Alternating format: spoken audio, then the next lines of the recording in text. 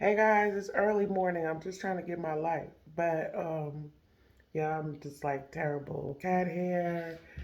Been out to the greenhouse. Anyway, I wanted to share with you one of these fiddles because I get a lot of questions about fiddly figs. And I'm trying to figure out how to turn this around. And my dog is just sweating me. Let me do what I'm doing. So anyway, let's see. Turning it. Okay, so occasionally, if I sell a plant locally, this is really great because we can develop a relationship where they can come over and go, "What's wrong with it?" And if I need to help them or give them some soil or whatever, I do. But this one, we just went ahead and made a trade because she was having a difficult time taking care of it. So it's a beautiful plant. I believe her name is Frida. So that's cool. She's been named. But she was maintained on a patio from the time that she was purchased from me. So she's obviously outside, and we're in zone 8.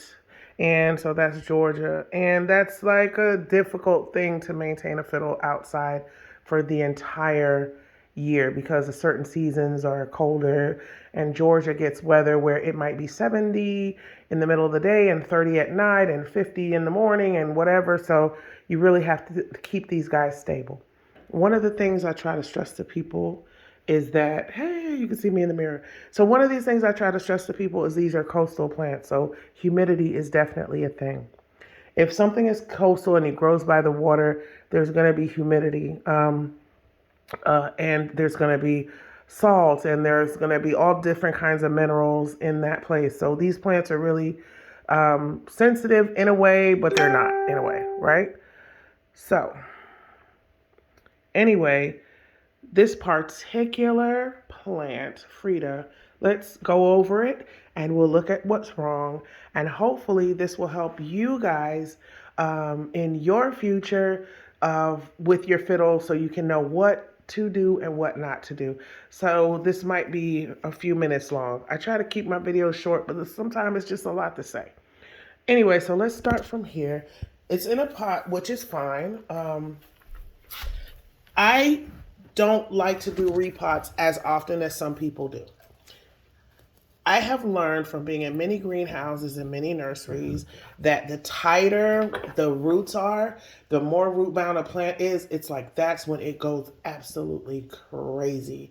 And I will allow my plants to be root bound for as long as I think I can tolerate it. I've actually seen root bound plants just burst out of the pot and just living like their best life.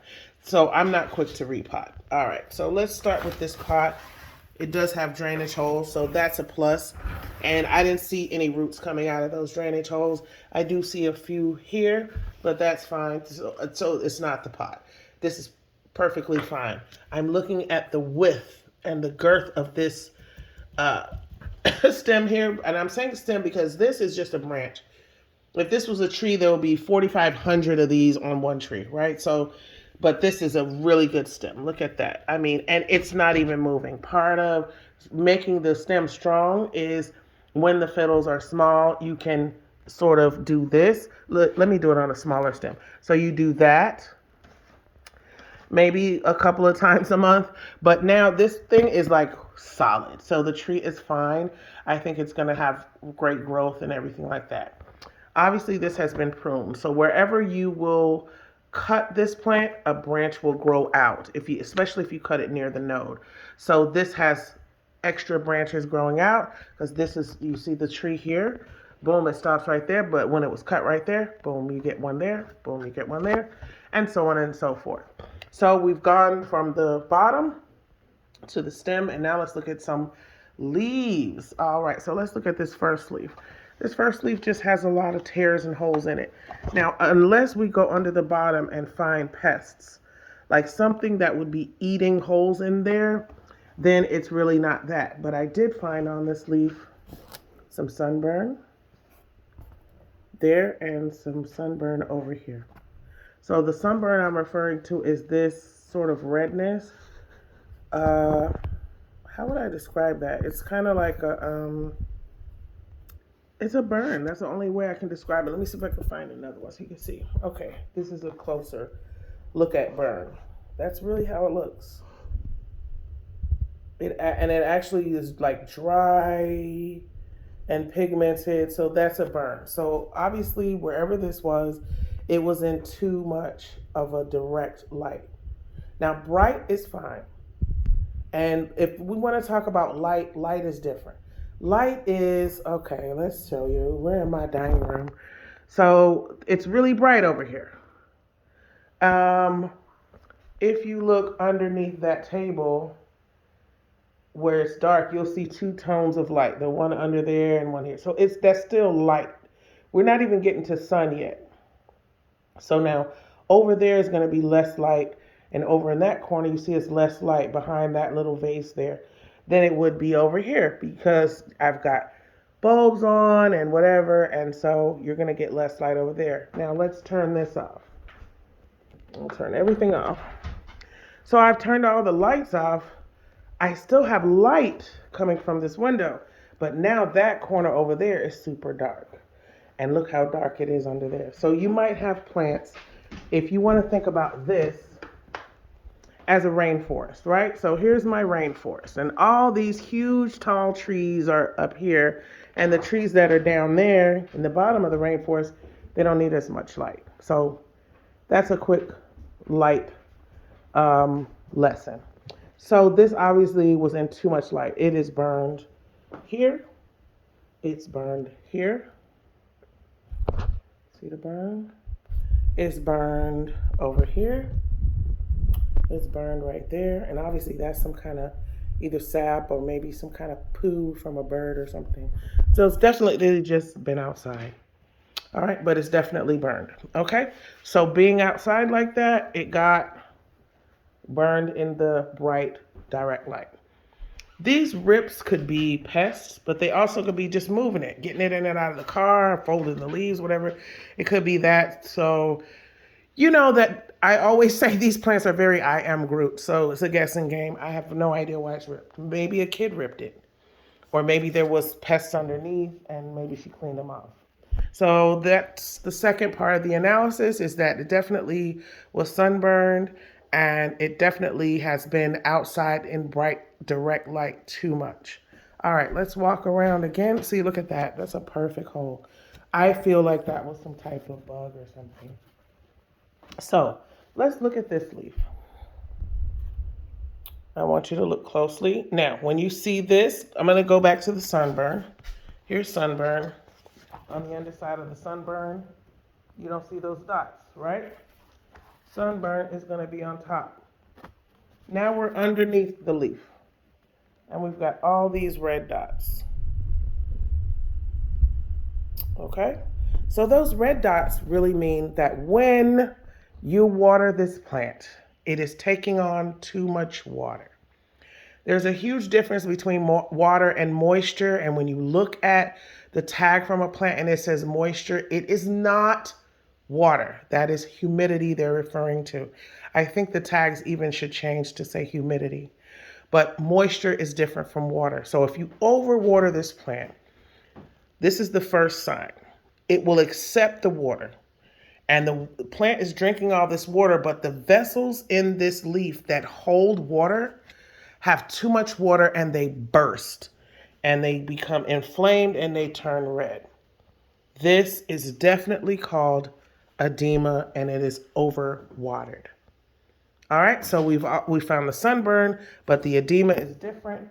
When you see this form of red, because this is red too, the sunburn, but this form of red in the spots, that is definitely edema.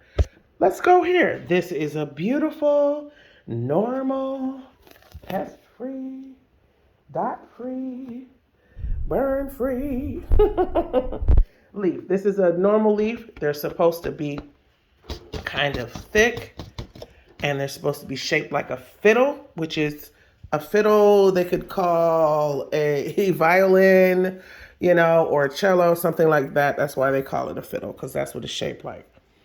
And so that was the normal leaf. We see some burn over here.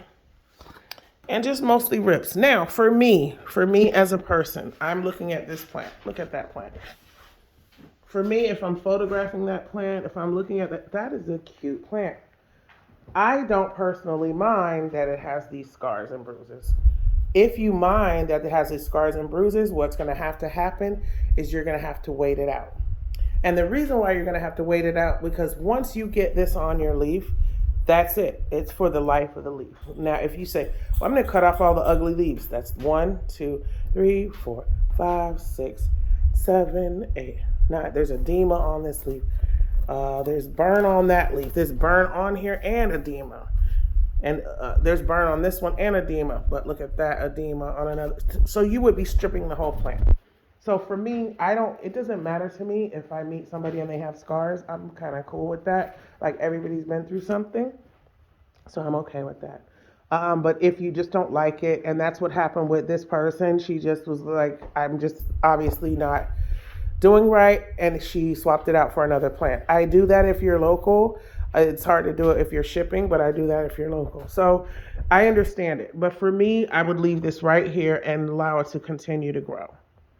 And then eventually you can pull off those leaves. Now, here is a start of what you want to do if you're going to accept that it's a little bit ugly, but I'm going to keep it going, right? So now what I want to do is promote more leaf growth. I'm going to show you a couple of ways that you can promote leaf growth. The easiest, most simple one is called pinching, right? So right here is where your new leaf would come out. It would come out of this little cover. It's like a little shaft, little cover there. It would come out of there. I'm trying to focus the camera, so forgive me, but I'm really trying. By the way, whenever you see white, I always check to see if it's pests. These are just water spots, but I always check when I see anything discolored. So right here again, if there's one over there, you see this little sheath. And that's where the leaf will come out. And they will be here, right at the tip of a new set of leaves. So there's one there, there's one here, and there's one here. If you see there, you got the 3 branches, so there's 3 opportunities for you to pinch. So when you want to pinch, you come right here. See if I can focus. Okay, so you're going to come right here and grab this sheath. See this whole sheath? And you're going to carefully just pinch it. And you hear that little sound, and I just pulled that off. Once you pull that off,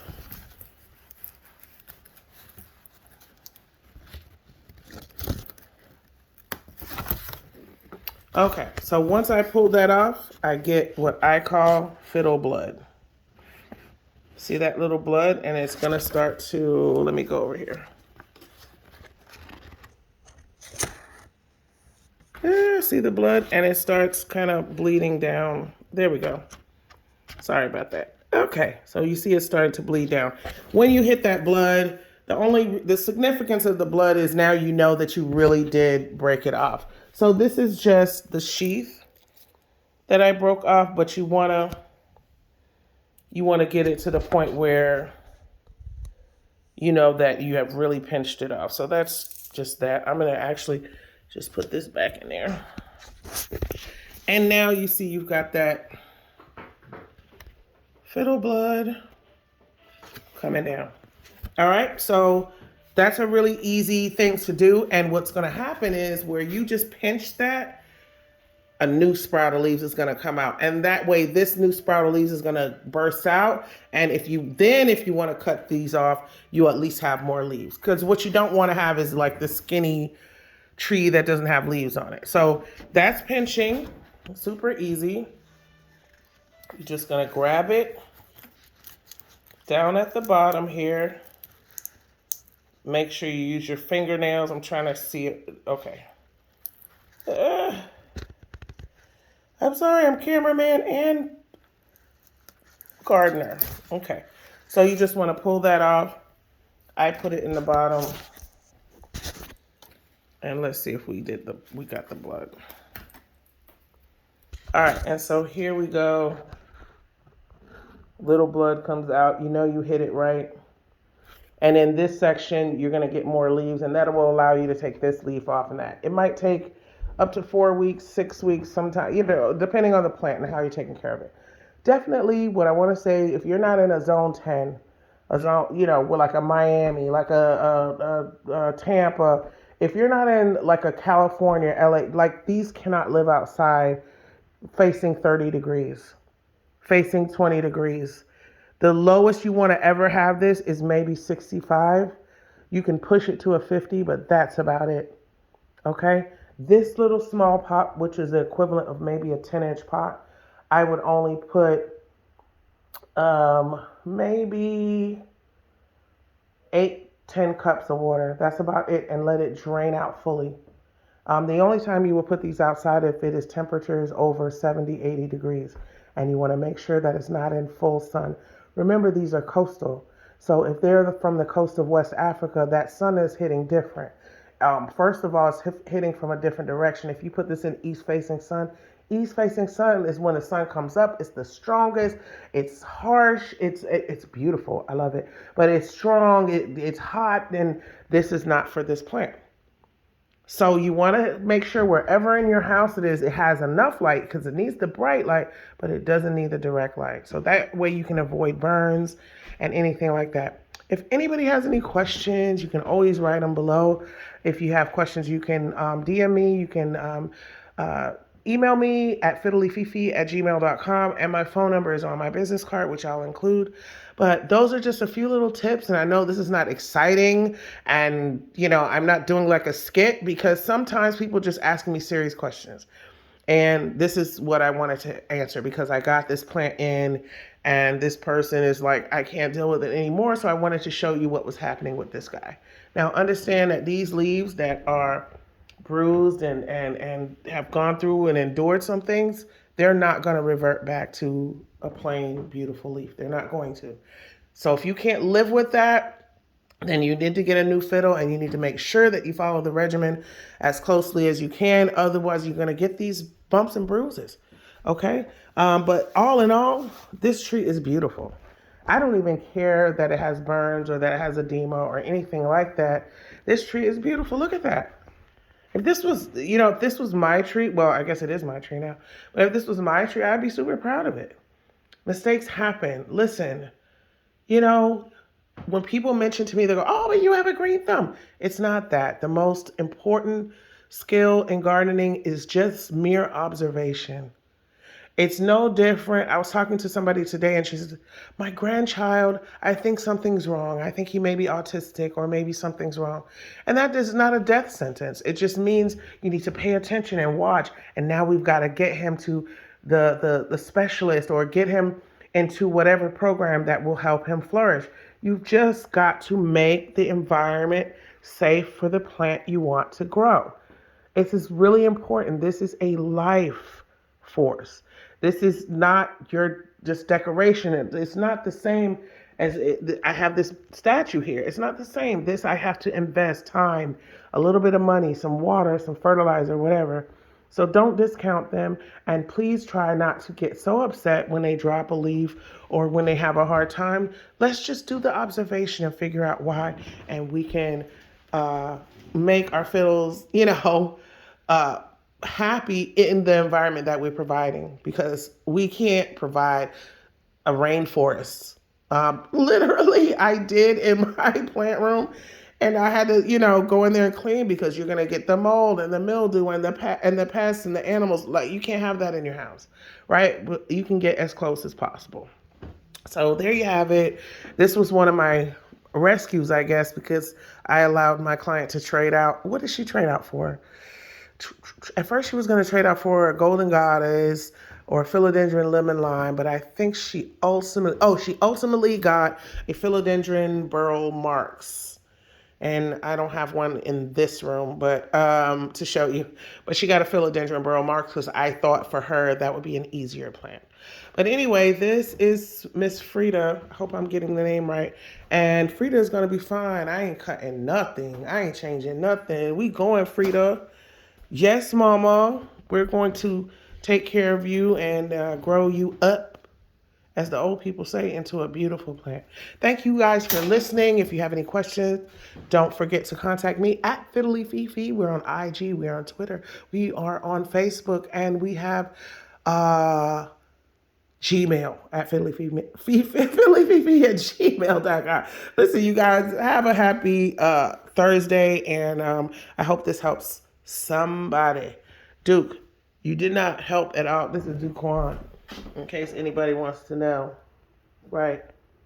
And this is his contribution to Fiddly Fifi. Absolutely nothing.